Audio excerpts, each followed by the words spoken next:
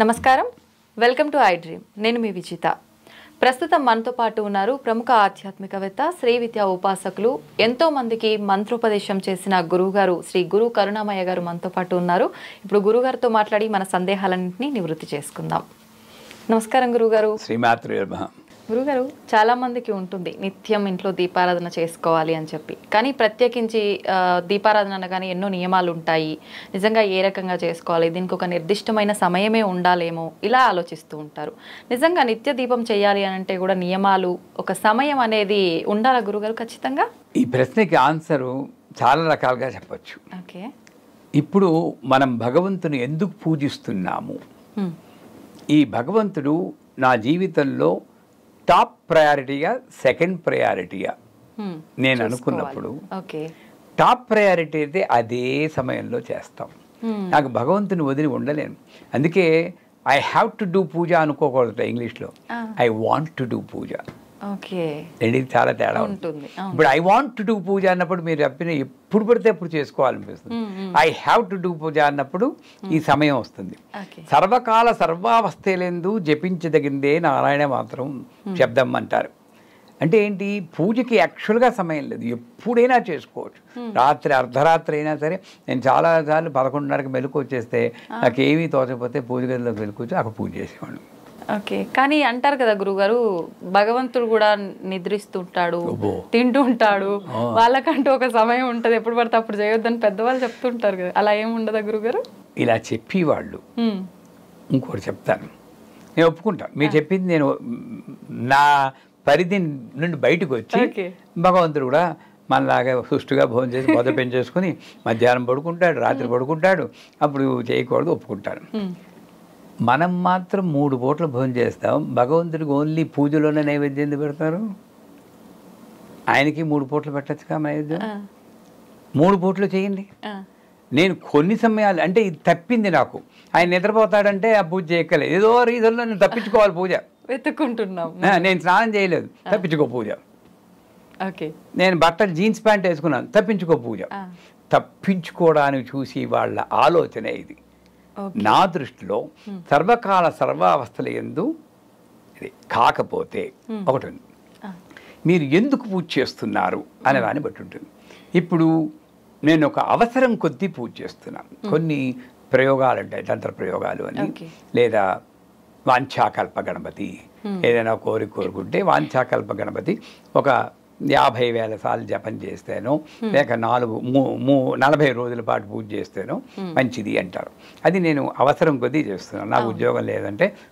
అప్పుడు ఏంటి, నిర్దిష్ట సమయంలో నిర్దిష్ట ప్రదేశంలో చేస్తే మంచిది అంటారు. ఎందుకు? కంపారిజన్ తప్పు అనుకోండి, అలా చేయకూడదు, కానీ అర్థం అవడం కోసం చెప్తున్నాను. మీరు ఓ పక్షికి, ఓ కాక్కో ఓ చిలక్కో ఆహారం వేయాలి. ఓ ఇడ్లీ ముక్క తీసుకెళ్తారు.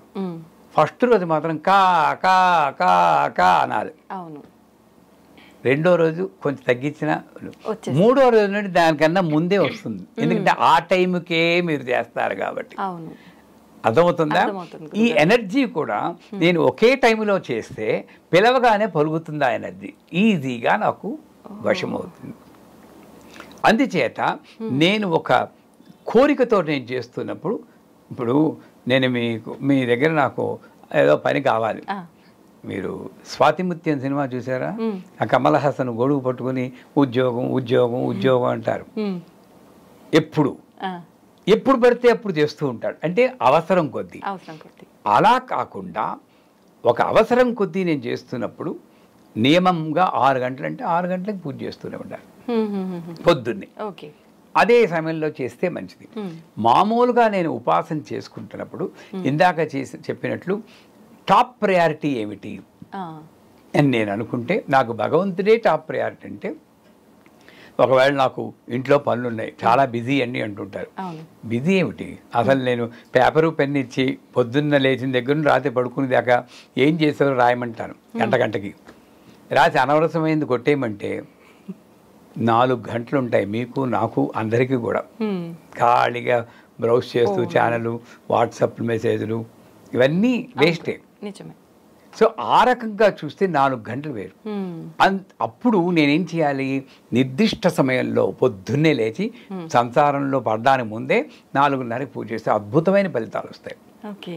సో మీ ప్రశ్నలోనే ఉంది, పూజ అన్నది ఒకే సమయంలో చేస్తే చాలా మంచిదే.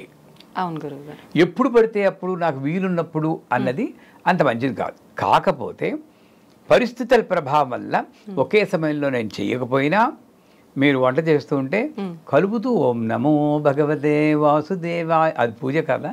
అవును. మీటింగ్కి మధ్య నుండి ఐం హ్రీం క్లీం చాముండాయ జపం చేయండి, పూజ కాదా.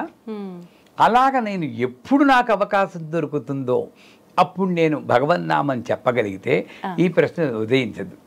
నేనేం చేస్తున్నాను, పూజ గదిలో కూర్చుని ఇలా అన్నదే నేను పూజ అనుకుంటున్నాను. కానీ శాస్త్రం అలా చెప్పదు.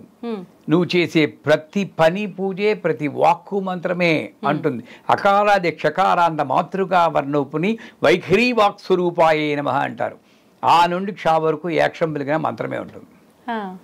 ఇంక పూజ ఏంటండి. నేను సెపరేట్ చేశాను. నా ప్రాబ్లం వల్ల ఏంటంటే భగవంతునే సెపరేట్ చేశాను. ఆయనకు రూము, ఆ రూమ్లో జైలర్ లాగా అప్పుడప్పుడు పొద్దున్నే వెళ్తాను, తలుపు తెరుస్తాను, ఓ తిండి పెడేస్తాను, బయటకు వచ్చేస్తాను. ఇది మానుకొని నాకు ఎప్పుడు వీరున్నా సరే, ఏ పనిలో ఉన్నా సరే భగవన్నామని చెప్పుకోగలిగినప్పుడు ఈ సమయంలో చేసేదే పూజ అన్నది నాకు అలా రాదు. ఏ సమయంలో నువ్వు ఏ పని చేస్తున్నా కూడా అది పూజ కిందే భావించడం ఉత్తమం. 2, అవసరం ఉన్నప్పుడు నాకు ఏదో ఒక కామ్యం కోసం చేస్తుంటే అదే సమయంలో అదే ప్రదేశంలో చేయడం ఉత్తమం. అంతేకాని ఎప్పుడు పడితే అప్పుడు నాకు తోచడం లే, ఖాళీ ఉంది కదా పూజ చేద్దాం అనుకోవడం కానీ, బోల్డ్ పనులు ఉన్నాయని వాళ్ళతో కబుర్లు చెప్పుకుంటూ అది ఆ కబుర్లు అయిపోయి పూజ చేయడం కానీ, ఇది చాలా తప్పు. అంటే ఏంటి, నాకు ఈవిడ లాస్ట్ ప్రయారిటీ, నిర్లక్ష్యం. మిమ్మల్ని మా ఇంటికి పిలుస్తాను, కుర్చీలో కూర్చోబెడతాను, నా బాడికి నేనేదో సోది చెప్పుకోవడం అన్నీ చేస్తాను, మీకు ఎలా ఉంటుంది, ఇబ్బందిగా ఉంటుంది. ఆ పూజ గదిలో అమ్మవారు కూడా అలాగే ఉంటుంది, సరైన టైంలో లేకపోతే. అంచేత ఇది కస్టమైజ్డ్ ఆన్సర్ నేను ఇవ్వలేను. ఎవరి స్థితులకి పరిస్థితుల ప్రభావంగా వాళ్ళు అనుగుణం చేసుకుని నేను నిత్యం చేసేటటువంటి కర్మల్లోనే అమ్మవారిని నేను మిళితం చేసుకోగలిగితే నా ప్రతి కర్మ కూడా పూజ కిందే ఉంటుంది.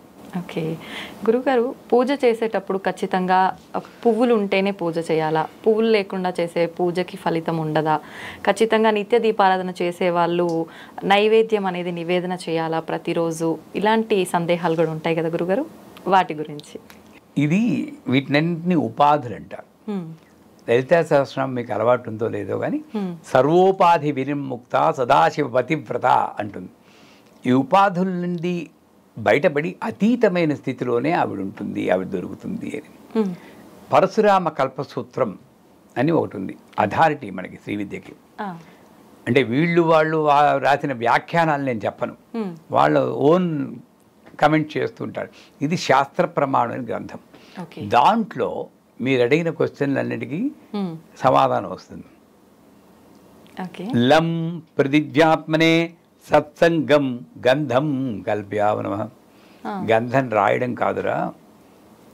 ఎలా ఉన్నారు విజిత గారు అంటే బాగున్నానండి అనకుండా అమ్మ దైవలో బ్రహ్మాండంగా ఉన్నాను. అమ్మ బ్రహ్మ 2 పదాలు వచ్చేసాయి. నువ్వు ఎవరితో మాట్లాడినా సరే భగవంతుని నామం చెప్పుకుంటే అది గంధం. అంతేగాని ఇలా తీసుకుని గోడికాయలాగా ఇలా విసరడం చేస్తాం కదా మనం, ఇలా తీసి ఇలాగా ఎవరు నేర్పించారండి అవన్నీ? నువ్వు తప్పేనా? మన ముఖం మీద ఇలా విసిరితే మనకి చికాకు రాదు అని చేత అది గంధం కాదు. నెక్స్ట్ వస్తుంది మీరు అడిగిన పుష్పాలు. నేను ఎక్కడికున్నో పుష్పాలు కోసుకుని వస్తున్నాం. ఆ పుష్పం కోసేటప్పుడు కూడా మంత్రం చెప్పాం, పరా పరా పరా పరా ఎవరిని తిట్టుకుంటూ చేస్తూ. ఆ పుష్పంలో మీరు ఇందాక ఒకసారి క్వశ్చన్ అడిగారు, వాళ్ళ వస్తువులు వాడచ్చా వీళ్ళ వస్తువులు వాడచ్చా అని. మరి మీరు కోస్తున్నప్పుడు ఎవరిని గురించో తిట్టుకుంటూ ఉంటే మరి ఆ ఎనర్జీ కూడా దీంట్లోకి వెళ్తుందిగా. వాటిని మరి పూజ ఎలా చేస్తారు? పుష్ప విలాపం అని చెప్పి దేవులపల్లి కృష్ణశాస్త్రి గారి గానం మీరు విన్నారో లేదో. అప్పుడు ఆ పుష్పం కోసేటప్పుడు కూడా చెట్టు నుండి విడదీస్తున్నానని చెప్పి ఒక మంత్రం చెప్పుకుంటూ, తల్లి నా పూజకు వస్తుంది, నేను ఏదో తీసేస్తున్నాను క్షమించు అనుకుంటూ ఆ భావనతో చేస్తే కోసేటప్పుడు కూడా పూజ అవుతుంది. అప్పుడు అలాంటి పుష్పాలు మనం వాడాలి. కానీ పరశురామ కల్పసూత్రంలో ఇంద్రియ నిగ్రహం పుష్పం కల్పయానమః. కావాల్సిందేమిటి? ఈ పుష్పాన్ని ఇలా పట్టుకున్నప్పుడు అమ్మ ఈ పుష్పంలాగా నాకు విశాలమైన హృదయం ఉండాలి. ఎంత పెద్ద పుష్పం పెట్టడం తామర పూలని, ఇక్కడేమో నేరో మైండెడ్, పని మనిషి చూస్తుందేమో అని తలుపేసేయడం, నా దేవుడు మైలపడిపోతాడని. వీడు ఎంత పెద్ద పుష్పం పెడితే ఏం లాభం? ఇది విశాల హృదయం కాదు. అందుకే మొగ్గలు పూజ చేయకూడదు అంటాడు. ఇది నేరో మైండ్. నా మైండ్ని గుర్తు చేయిస్తుందమ్మా అది. అది కావాలి ముందు. అది ఉన్నప్పుడు ఈ పుష్పాలు ఉన్నా లేకపోయినా అక్కర్లేదు. నేను యూకే వెళ్ళాను, మా అమ్మాయి ఇంట్లో ఉన్నాను.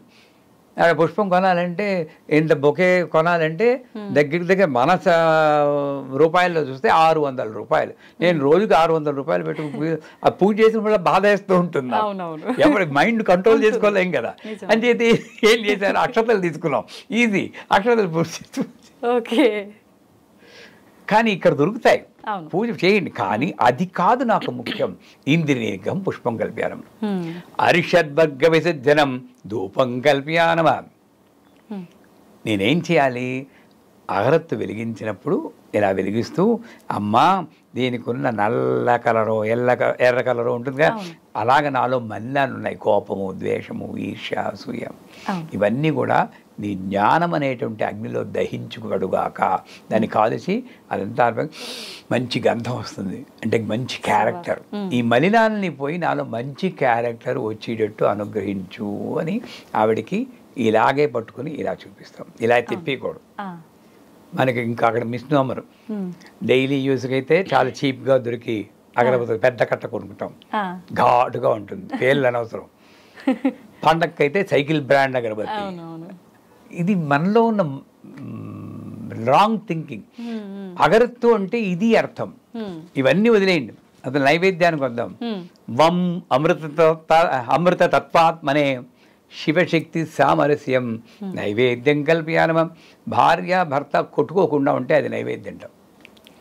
ఇది కష్టం కాబట్టి పులిహార బూర్లు పెట్టే, తింటే తిను పోతే పో, తింటే తిను పోతే, ఇదే కదా ముద్ర. నాకు అంతే అంతే తినిపించు, అది కూడా తిండే తిను పోతే పో, తిండే తిను పోతే తినిపించ, లేదా ముద్రలు చూపించండి. ప్రాణాయ స్వాహ, అపానాయ స్వాహ, వ్యానాయ స్వాహ, ఉదానాయ స్వాహ, సమానాయ స్వాహ, బ్రహ్మణే స్వాహ. నేను అటు తినిపించను, ఇటు ముద్రలు చూపించను. పోనీ భక్తిగానే ఇలా అంటానా లేదా? ప్రాణాయ స్వాహ, అపానాయ స్వాహ, వస్తున్నా. ఈ మధ్యలో ఒకటి అక్కడ కూర్చున్న దేవతకి, ఒరే నువ్వు వెళ్ళి అతనికి నాకు ద్వారా నీ తిండి అక్కర్లేదు అంటుంది. మాటలతో చెప్పే పని అయితే తరివేసేవారు అమ్మవారు కూడా. అంచేత అసలు చేయాల్సింది ఏంటంటే భార్యాభర్తలు కొట్టుకోకుండా ఉంటే, మనం ఎలా అయితే మన కొడుకు కోడలు కొట్టుకోకుండా ఆనందపడతామో, ఆ జగన్మాత కూడా ఈ కొడుకు, ఈ కోడలు, ఈ కూతురు, ఈ అల్లుడు కొట్టుకోకుండా ఉంటే ఆనందంగా ఉంటుంది. ఇది తల్లి పూజకు కావాల్సినవి. అవి ముందు నేర్చుకుని తర్వాత మనం ఇవి చేస్తూ దాన్ని గుర్తు తెచ్చుకుంటే జీవితాలు చాలా బాగుపడతాయి. చాలా కష్టమే గురుగారు ఇవన్నీ జరగాలంటే ఇప్పుడున్న రోజుల్లో. అంతే కదా గురుగారు? కష్టమే, ప్రయత్నించాలి. ఇప్పుడు మీ అబ్బాయి 12వ ఎక్కం ఒప్పచెప్పుంటే చాలా కష్టం అమ్మా అంటే మీరేమంటారు?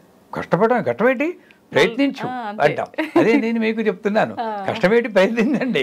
ప్రయత్నిస్తాం గురుగారు. ధన్యవాదాలు గురుగారు.